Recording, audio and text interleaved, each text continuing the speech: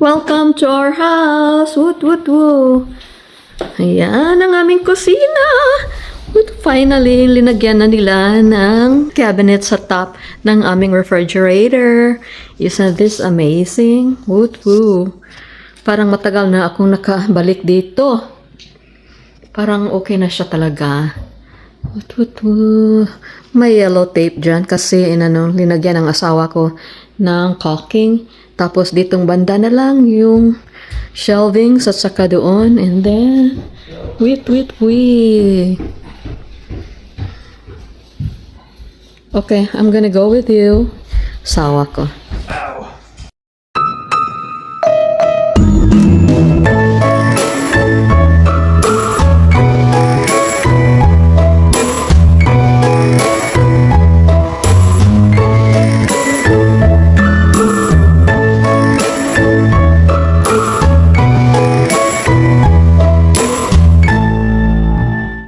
Hi friends! Good morning, good afternoon, good evening, good midnight to all my friends near and far. Ito po si Marilyn, your friendly Filipina Carpentera here in America. Namukha naman akong si Mama Sang nito.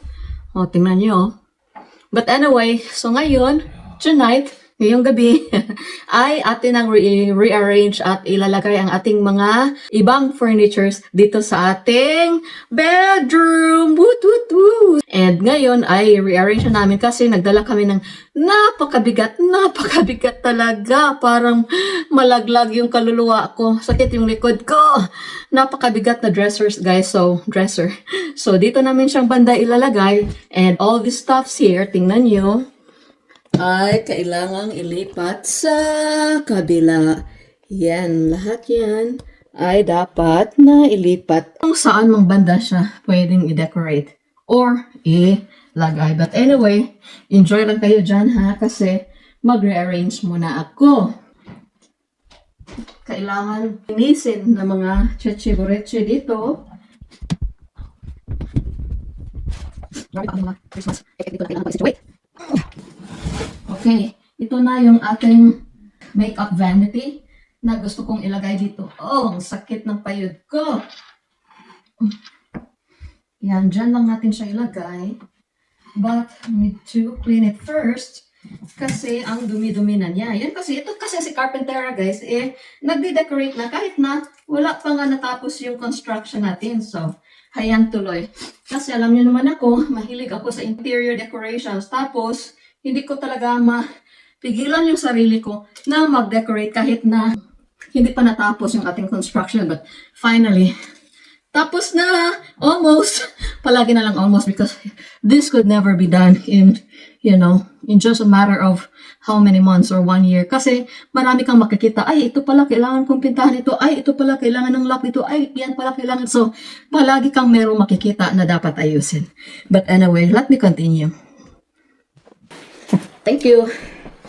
Okay, tingnan nyo, napakadumi talaga. Tapos, sabi ng asawa ko, ayaw na, diskontento siya na dito ko ilagay ang aking vanity. Saan ka naman makakita ng vanity na ilalagay outside the bedroom, di ba? Wala nga naman ilagay natin yung vanity doon sa kusina. Hindi pwede, di ba? So, gusto ko itong cleaner na ito kasi, tingnan nyo, grabe ang linis niya. Alam niyo guys, okay ito. I got this for, I think, $50. Tapos, yung nabili ko sa, ay nakita ko sa IKEA, although mas malaki nito, ay 280 ata. Tapos, parang, pag ganito talaga, I think it's a little bit lesser than 280. Pero, syempre, okay. Hindi siya perfecto. Kaya, nabili ko ng napakamura. Grabe yung yung dirt. Yak. Puro mga yan, mga alikabok yan. Meron akong dito trash can. Oh my gosh. Yan na. Tadang! Kailangan pintahan. Kasi lumang-luma na siya tingnan. But, this is still very good. In good condition. Tingnan nyo guys. Oh, napakadumi. Atin na siyang isi-spray. Tamang-tama kasi may dito May outlet ba dito? Parang may outlet. So, para ma-plug ko itong ating LED light. Yes, may outlet. Woo. So, wala tayong problema mag-plug-plug pag kailangan natin ng LED. Itong mirror natin. And as usual, syempre, dahil ukay-ukay kailangan ng mga knobs dito, which is das easy fix. Ang kailangan lang talaga is kung paano ito pipintahan.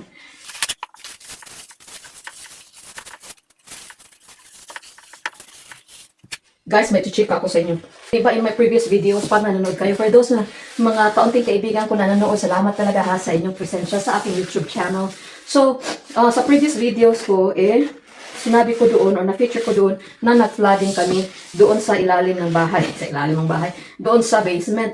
Sinabi ko yun sa aming plumber. Sabi ko, this is so frustrating. Like, bakit nagkaganito? Blah, blah, blah, blah, blah. To make the story short, hindi naman niya kasalanan. So, wala siyang magawa doon sa flooding kasi improper yung paggamit namin sa aming banyo dito. My husband! Good morning. Good morning daw, evening na dito.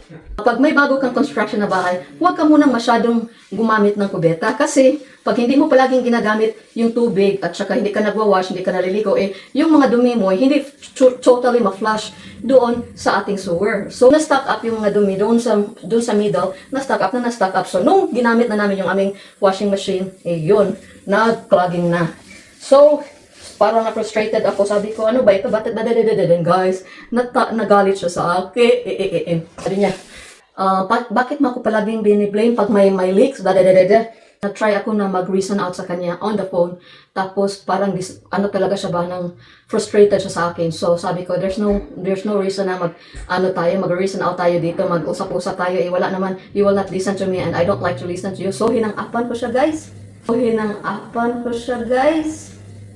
Oh, saan kayo makakakita ng putot na Filipina na nang-hang up ng mga taong ayaw ko siyang masigawan. Mabait kasi yung plumber namin. Mabait siya. So, yun lang ay hindi siya tumatanggap ng responsibility, which is understandable kasi hindi naman talaga niya kasalanan kung bakit nag-back up yung tubig namin at nag-flooding doon sa basement.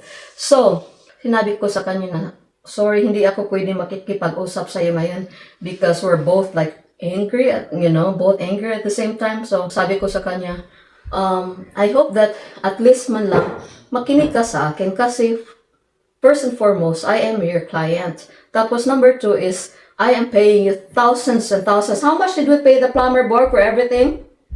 14,000 including the gas or 15,000? Too much. Yeah, including the gas. 15,000 guys. How much is that in pesos times 58? Oh gosh, 900,000? I don't know. Guys, imagine electrical wiring lang. I mean plumbing lang, no, not electrical wiring. Electrical wiring namin was 8,000 ata yung bayad namin. But itong plumbing, napakamahal. O, mga more or less 15,000. So, almost 1 million plumbing lang. Tsaka gas. So, sinabi ko sa kanya na makinig ka naman sa akin. Like, I think I have the right to complain and you listen to me because hindi lang pinulot namin yung pera namin. Sabi kong ganon. Crazy. We're running out. Can you Can say you hi guys to them? send? We need more paper towels. Look at that. Please send more. Here. Can they send more paper towels? Ingi daw siya ng paper towel. See how beautiful it is in here? And then I will have my little chair here. And then I will switch off my LED once it is connected there.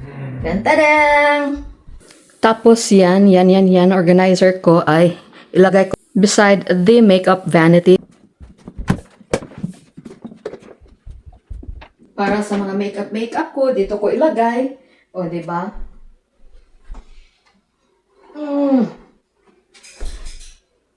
I'm so happy. At syempre, habang nag-makeup tayo magpa-aromatherapy tayo. But this one for now can be moved. Oh gosh, you are heavy. Yeah, all of them are. They're all heavy. You can probably just. Oh.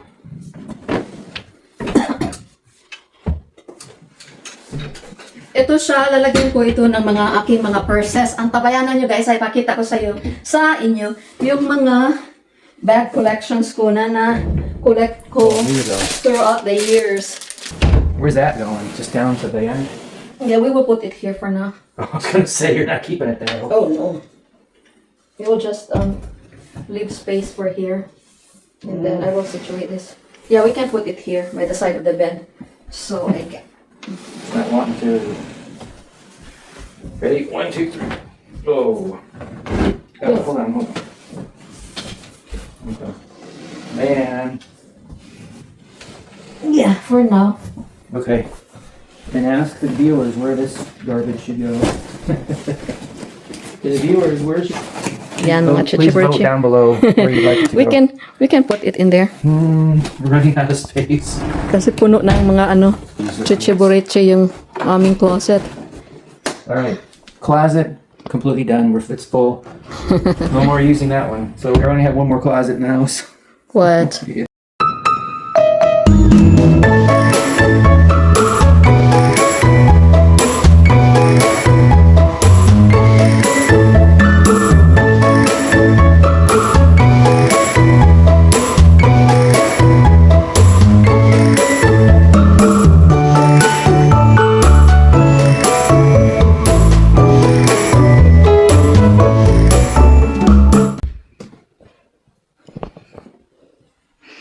A little bit more.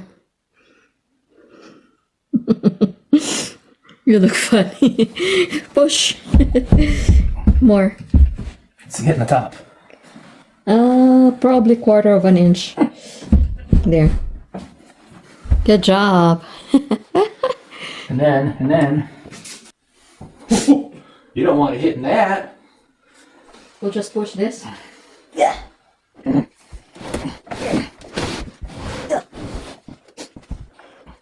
You can put something in the corner so you're not wasting the corner. We can put plants in here.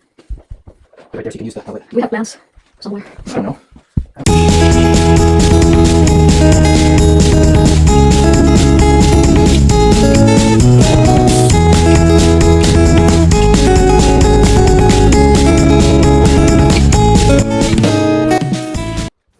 So yun na nga guys, sinabi ko doon sa aming plumber kahit mabait siya na bigyan mo naman ako ng chance na mag-complain. After all, oh my gosh, more or less 15,000 yung nabayad namin sa iyo. Tapos hindi lang ito yung isang beses na nagkamali ka. Doon din sa kusina may leak din kami. Tapos pinaayos ko ni Dan. Tapos doon sa half bath may leak din kasi ang damit na niya talagang mga kliyente ba. Tapos haphazard yung pagkagawa niya kasi pag lagi na lang siya nagmamadali. But anyway, yun, tapos nung nag-install siya ng aming gas pipe, nakalimutan niya na i-cover yung exhaust ng gas pipe, guys. Pag on ni Cory doon sa gas, oh my gosh, ang baho talaga, guys. Sinabi ko yun sa kanya. Nako, pag hindi namin naagapan yung gas na nakalimutan mong takpan, sigurado pag mayroon kaming apoy doon sa taas, nako, sasabog yung bahay namin, masusunog. At nandun kami sa loob. Sample ko sa inyo guys ha kung ano ang mangyari pag may gas explosion. Seconds, a calm, sunny morning on this residential street erupting into total chaos. Our neighbor's house exploded.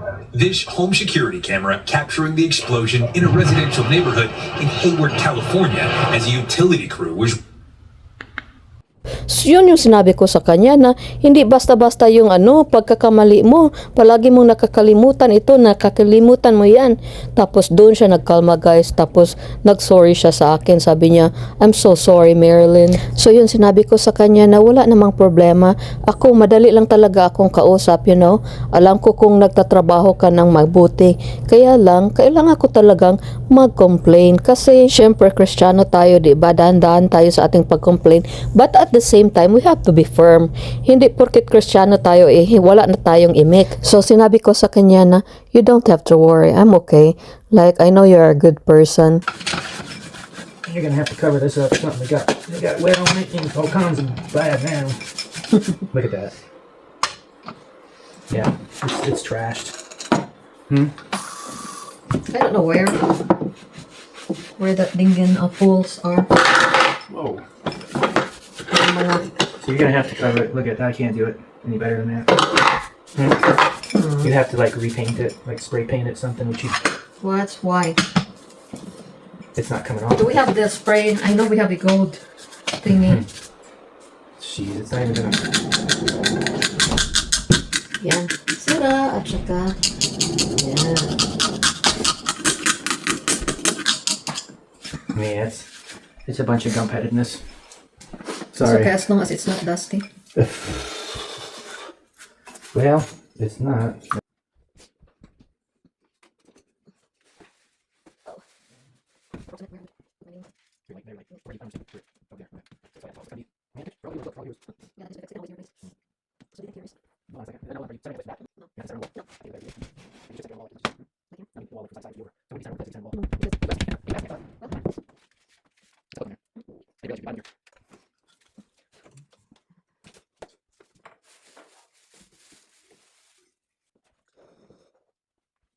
The white thing goes first. Mm-hmm.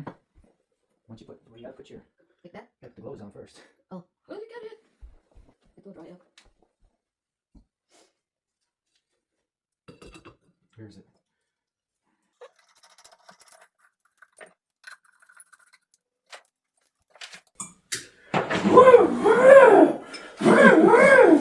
Weirdo. How about the other one? You have to record that one out of there.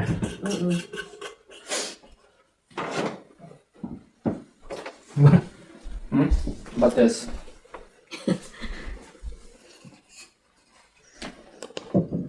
That's awesome. We just have to clean our. It's dark. Huh? It's beautiful, isn't it? Mm-hmm. That looks nice. Looks like a clean wet. The bed. Take all this off so I can. Well, put it somewhere. I don't know.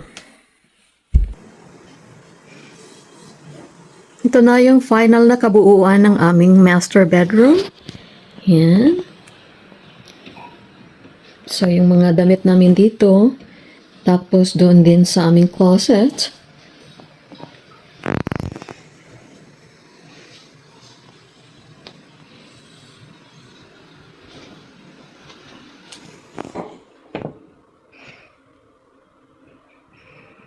So, tapos na kami.